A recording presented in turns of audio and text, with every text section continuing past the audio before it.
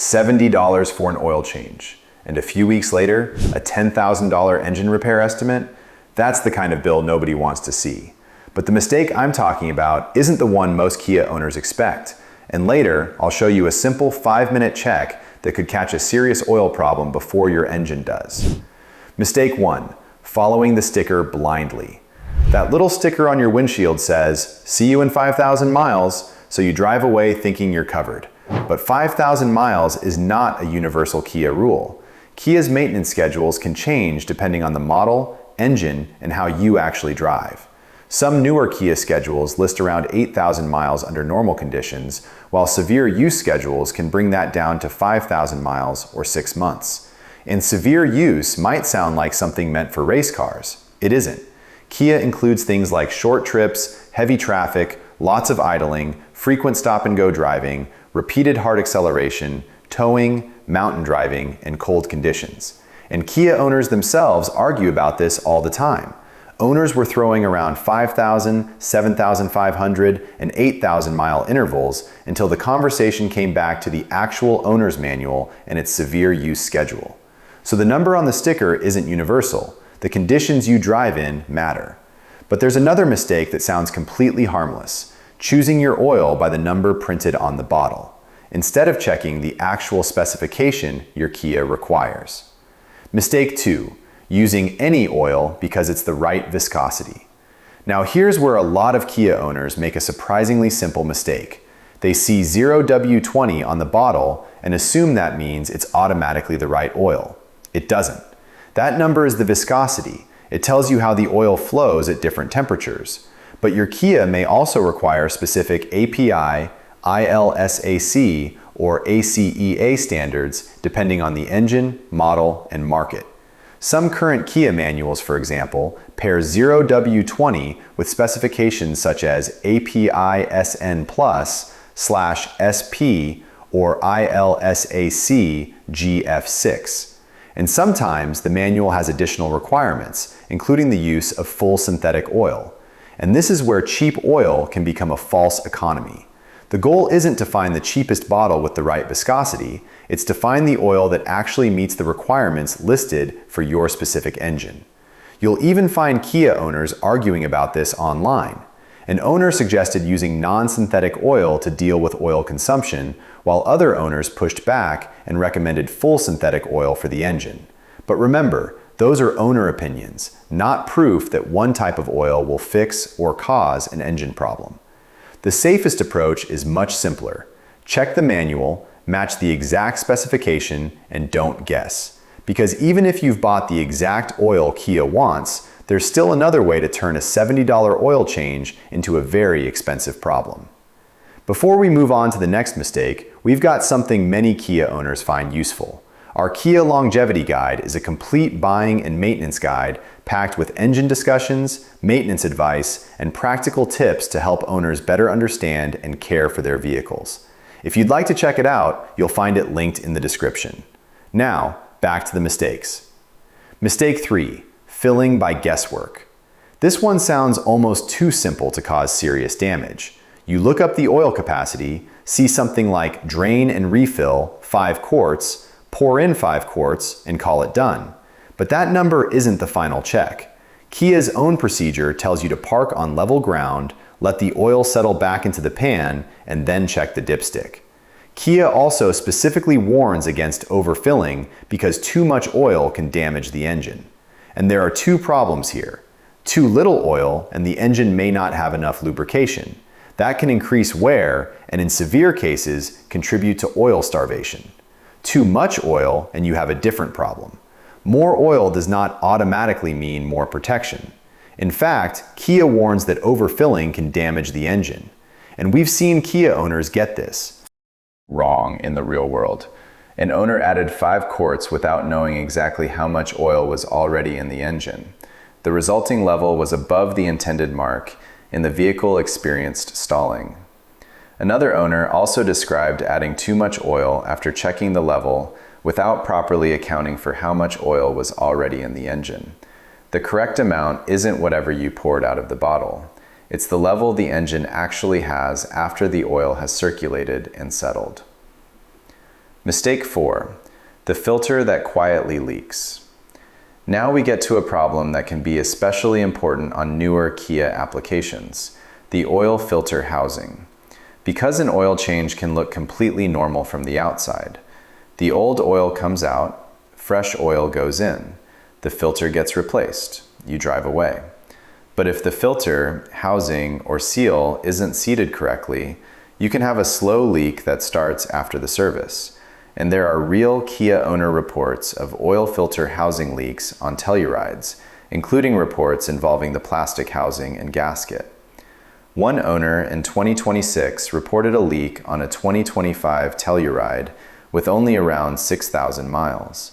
Now, that does not mean every Kia has a bad oil filter housing. There are repeated owner reports of filter housing leakage on certain Kia applications. That doesn't mean every Kia has this problem, but it makes inspection after service worthwhile. Think about what's happening underneath the engine. Filter to seal, to housing, to engine. If that seal isn't right, oil can slowly track downward. And here's the trap. You might never see a puddle. Many vehicles have splash shields underneath the engine, and depending on where the oil is leaking, it can collect or spread underneath the car instead of forming an obvious spot on your driveway. So you look under your Kia and think, nothing's leaking. Meanwhile, the engine could still be losing oil. That's why checking around the filter and underneath the engine after an oil change is such a cheap insurance policy. Mistake 5. The drain plug problem. Now get underneath the Kia, because sometimes the most expensive problem starts with one of the smallest parts. We're talking about the drain plug. During an oil change, that plug gets removed so the old oil can drain out. Then it has to go back in properly, usually with the correct sealing washer or gasket, and tightened to the specified torque. If it's loose, oil can leak. If the seal isn't sitting correctly, oil can leak. And if it's over-tightened, you can create problems with the plug, threads, or oil pan. None of this means your Kia is automatically going to lose its engine oil. But a 2025 Telluride owner dealing with major oil loss after an oil change was advised to check the drain plug and filter area. Other Kia owners have also reported oil appearing underneath their vehicles after service and suspected the filter or drain plug area. A small sealing component might cost only a few dollars. Now compare that with a severely damaged engine. Depending on the Kia, engine, parts, and labor, replacement can run into the $5,000 to $10,000 plus range. A typical Kia engine replacement costs around $3,500 to $10,000, with some OEM replacements going higher. And owners have reported numbers like $10,400 for a Sportage engine replacement and around $8,000 for a sole repair. But a tiny leak doesn't turn into an engine replacement overnight. The financial danger comes when that leak goes unnoticed long enough for the engine to become severely low on oil. If you're enjoying these deep dives and want more videos exposing these popular cars, make sure you're subscribed, because the next few get seriously interesting. Mistake 6. Not checking the oil after the change. Kia actually gives owners a procedure for this. Park on level ground. Warm the engine according to your specific manual, shut it off, and give the oil time to drain back into the pan. Then pull the dipstick, wipe it clean, put it back in, and check it again. And don't assume the waiting time is identical for every Kia. Depending on the model, current Kia manuals give different instructions, with examples ranging from roughly 5 to 15 minutes. Once you've done that, you only need to check 5 things. 1. The dipstick. Is the level actually where it should be? 2. The filter or housing. Any fresh oil around it? 3. The drain plug. Any signs of leakage underneath? 4. Ground. Is there fresh oil where your Kia was parked? And 5. The warning lights. This last one is important. If the oil pressure warning comes on, don't treat it like a normal maintenance reminder that you can deal with later. Kia's instructions are clear. Check the oil level as soon as possible and have the vehicle inspected if the warning continues. And here's why even professionals can get this wrong.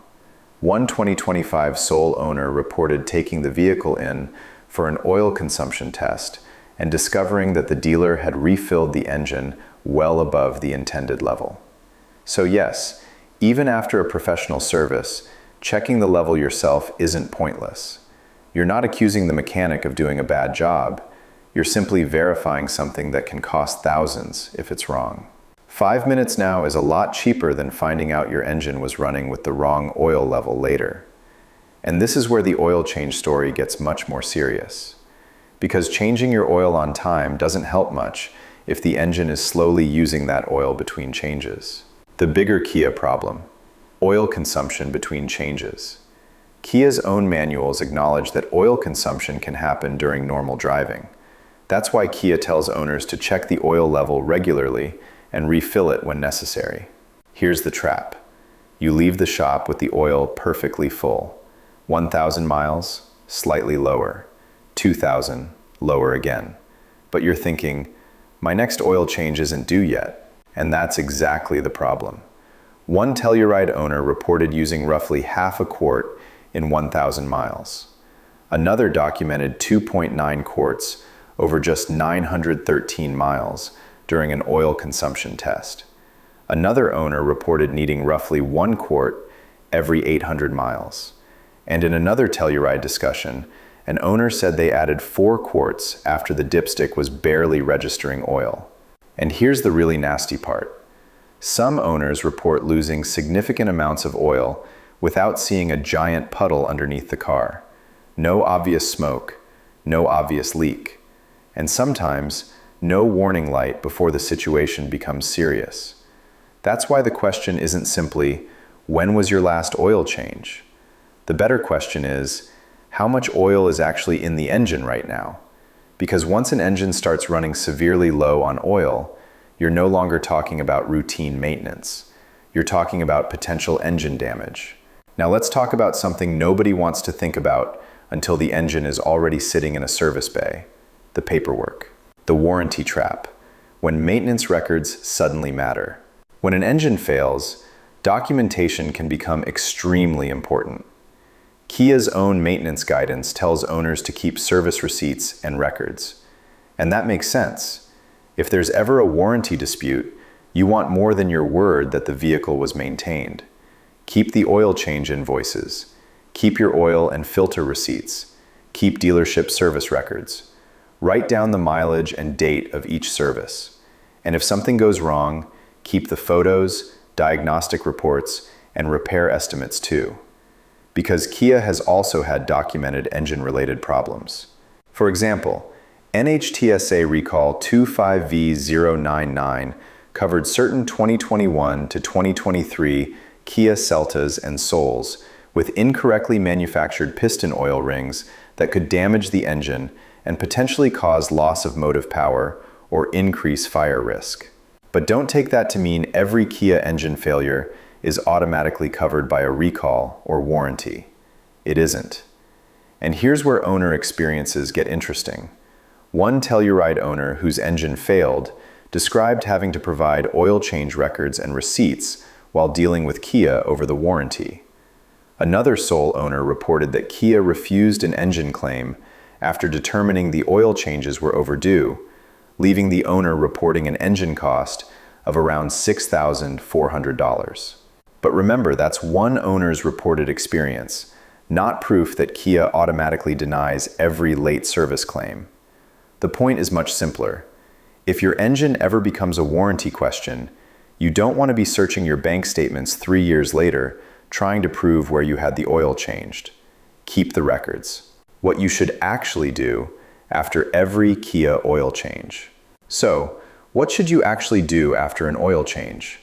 Here's the Kia 10-minute oil change audit. Before you even leave the shop, start with 5 things. 1. Confirm the exact oil specification. Don't settle for, it's synthetic. Ask what viscosity and API, ILSAC, or ACEA specification was used, where applicable. Your Kia's exact requirements depend on the engine and market. 2. Confirm the filter was replaced. Sounds obvious, but don't assume. Ask. 3. Confirm the drain plug was checked.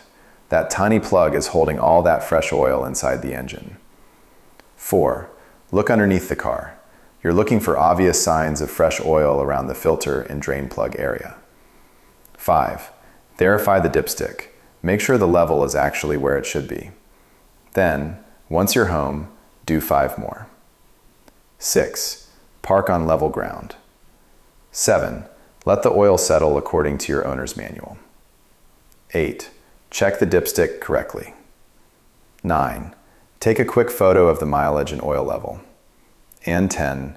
Check it periodically between oil changes. This isn't about becoming a mechanic. You're not rebuilding an engine in your driveway. You're creating a paper trail and catching a $10 problem before it becomes a $10,000 problem. And some Kia owners who've experienced heavy oil consumption say they've started checking their oil much more frequently, sometimes around every 1,000 miles. That's also a common recommendation in recent Kia owner discussions because oil consumption can develop between scheduled services.